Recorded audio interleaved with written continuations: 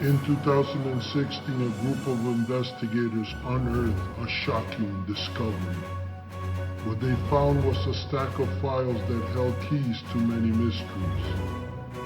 They will forever be known as House of the Unusual Case Files.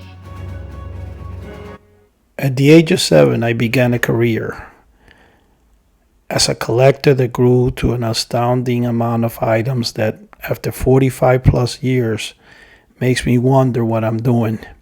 But anyway, April Fool's was a great time. Always enjoyed it in school and stuff. And as I was growing up, I made sure that my family was involved. One of the things you could see, my grandson here is being groomed by me. My son was groomed way back, and so was my family. As you can see, they were all part of it, and my collection continued to grow. And here are some of the tricks I used to use in people. The sucker soap was a phenomenal one. My favorite was the broken arm cast. I used that on my mom, and she almost hit me. Here are some of my other items, along with the famous Joy Buzzer and a few extra tricks here and there. The Phantom of the Opera was, as you can see, his face, phenomenal. And growing up, Abbott and Costello also managed to in the Fun Factory, which is a company I owned. And here are some of the tricks I played on somebody. And it. Oh, shit, dude. What the hell? This has got to be the best one ever. They will tell you with their own words when I send them. Guevara, I got mail from you today from House of the Unusual. Look at Todd's face when he's holding on to the box that he got, which technically has nothing in it. Best joke ever. Joe here from Crypto Classics, and today I got a little package in the mail from House of the Unusual, but as you can see, it's labeled House of the Unusable. Yeah, so story behind that is about a few weeks ago, I think it was, is that Eddie over at House of the Unusual sent me a box about that big, and when I got it, I was shaking it, and it seemed like very, very light. So I said, maybe there's a paper item in here, that he packed real nice and neat for me, something like that. So when I opened the box and I ripped through, some of the paper, very carefully, of course, there was nothing in the box.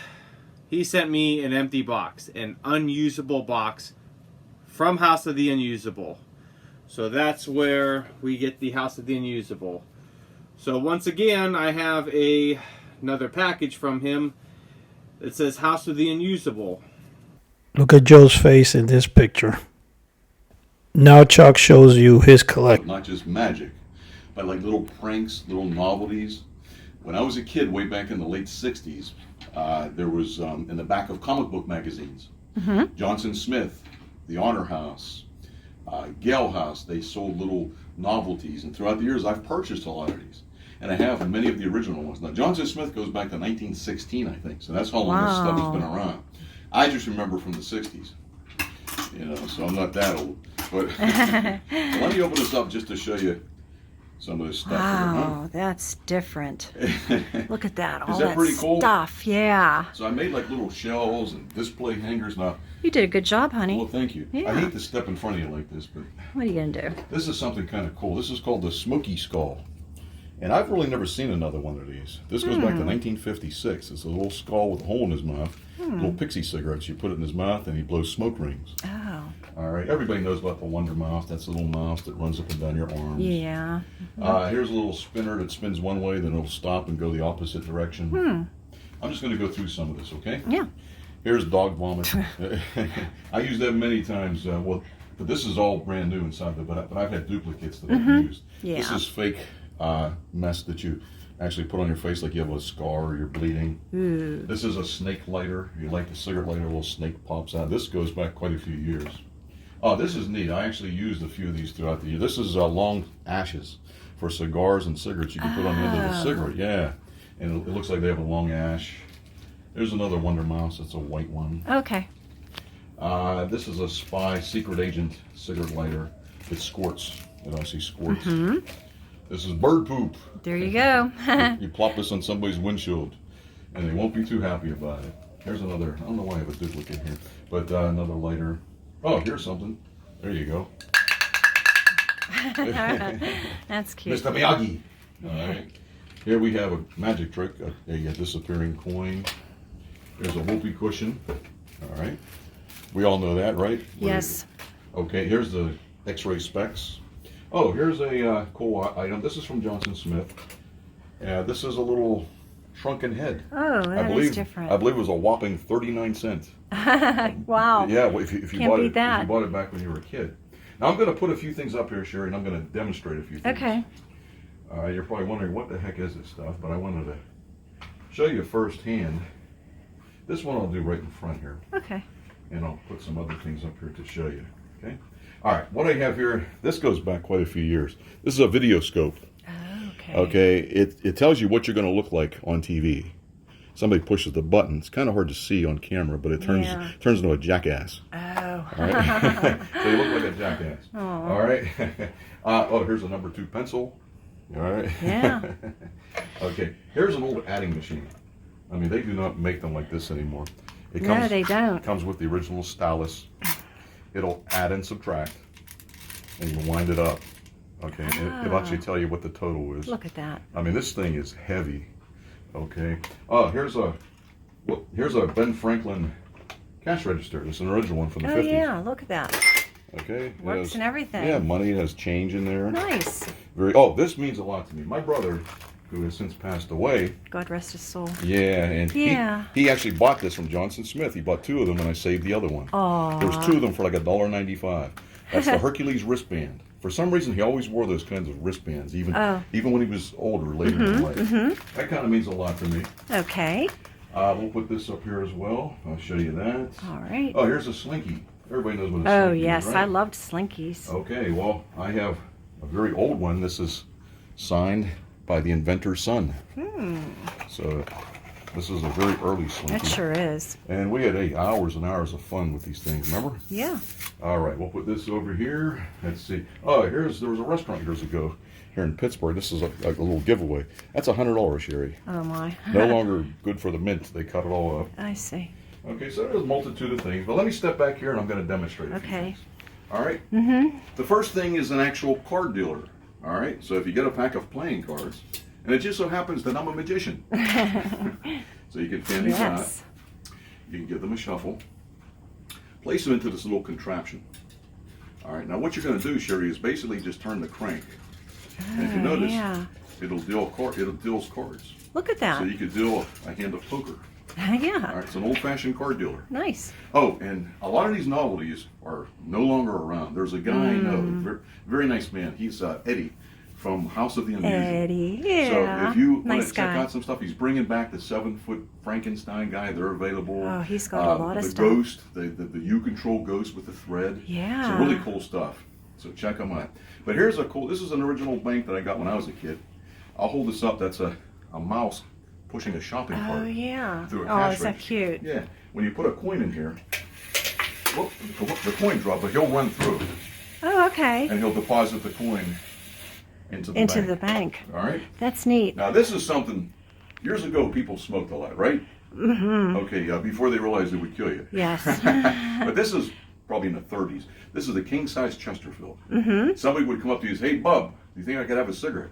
You give it a squeeze. That's called the chiseler. There's a little guy with his finger on his nose. Oh. All right, so somebody probably lost their teeth because of it. I bet. But a few more quick things, Sherry. I don't want to hold you up too long. Oh, that's But okay. Here's the boy on the pot. Oh yeah. This is kind of neat. It's a little toilet, little pot, and here's a little boy that's going to the bathroom. So you're basically going to put his butt on top of here, On the toilet. just like that. Yeah. And when you hand it to somebody, say the magic word, alakazam, it will not work. He will fall off. Okay, so it's a really, really cool thing. And it's magnetic. You flip it to make the poles actually repel or Yeah. stick. I So gotcha. that's when it attracts. This is That's when it neat. repels. Yeah. So it's a very neat effect. One of my other favorite effects is something really cool. It's a Samson mystery pig. All right, I'm not sure actually exactly when this goes back. I'm kind of bad with dates. If I had to guess, I'd say the 40s. Wow. It's a little That is celluloid pig. So, get my fingers out of the way. Okay. And you basically take his tail out, and you get a fly. You stun a fly with a fly tip. You don't kill it. You put a fly inside of him, inside of his butt. All right. Probably a horse fly would work best if you can. Yeah. When you put his tail back in, That's and true. when the fly comes to life again, when he actually revives, he'll go zzz, he'll buzz around. It makes the pig move. Oh, that reminds me of the Mexican jumping beans. The I love jumping those. Aw. That's pretty cool. That's right. But that's some of the stuff I've accumulated, and I have a few of the printouts that I have here. This is for the secret weapon watch. All right. Go up here, yeah. Yeah, some of the ads are, Nice, they're in the back of comic books. Here's a big secret watch. Mm-hmm. And I have a snowstorm kit in here too. It's buried in there right now, but it'll make snowstorm. It'll make a snowstorm. Ah, You okay. actually touch it to the end of a red hot cigarette. That's nice. And little flakes of snow would flip. All right, but I wanted to show you some of this. This is things from my childhood. I had a lot of fun. My favorite and overall from my collection is gotta definitely be the 7-foot monster ghost.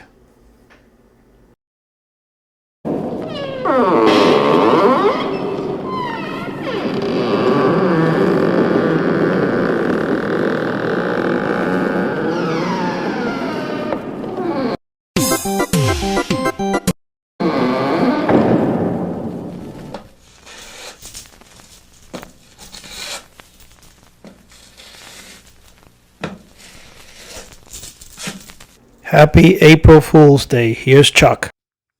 Hi, this is Chuck. Thank you to all the House of the Unusual viewers today for April Fool's Day. I love April Fool's Day. You know what? It goes back centuries to many, many cultures. Scotland actually calls it 2-cent day, where people are sent on crazy errands. Okay, here in the United States, everybody plays pranks on people. I mean, it's a great time of the year. My sons and I love it. We grew up on this stuff. When I was a kid, my dad used to play pranks on me. I would play pranks on my dad. In 1957, the BBC reported, even news stations do it. The BBC reported there's an overabundance of spaghetti crops that were growing. So it was like all hilarious stuff. But anyway, I'm going to show you a couple things here, and me being a horror magician, we're going to combine this with some spooky stuff as well. But let me get some coffee. April Fools. No coffee there, Sherry, huh? Oh, no. Not today. But you know what? I got something in my eye. I kind of hate to do this Oh, no. on camera. What is but it? I don't know. Let me get a better look. There you go. I think it looks pretty good there. Look at it moving around. Ooh. Got it back put in? This back in. Yeah, I think I'm in pretty good shape. All right. Good. Oh my goodness. How about that, huh? Hey, I brought something really cool today. What'd you bring? For April Fool's Day. This is a man-eating plant. Yes. It only blooms twice a year. And tonight is the night that it blooms. This is actually from Australia. Okay. It's surrounded by myth and legend. A man-eating plant, Sherry. Woo. Yeah, let me just show it to you, okay? Let me just. Whoa. Oh, my goodness. That's some serious choppers, huh? Yeah. Imagine the dental bill involved with this thing. Huh? We'll put this over here with everything else. All right. Now you behave yourself. Hey, I brought along another friend of mine. You're probably what's underneath the cloth here. His name is Samson. Samson, the world's strongest monkey.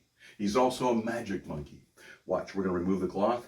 Samson, are you having a good time today so far? Well, fantastic. He's cute. Hey, would you like to help me with a card trick? That's monkey talk for you. We're going to get these cards out, Sherry. Oh. And I'm going to give them a cut, give them a shuffle, and we're going to fan them out to show they are indeed all different. Yeah, they are. Now, it doesn't really matter. I'm just going to dribble the cards and pull one out. I have no idea what it is. Let's not show it to the monkey. No, don't show it to them. All right. I'll hold it up. Yep. And we're going to place it into the back. All right. Samson, I'd like you to concentrate on the card. Let's start low. Was it an ace? Was it a 2? A 3? 4? He says it was a 4. Was it a black card? Was it a red card? He said yes. All right. Was it a diamond? How about a heart?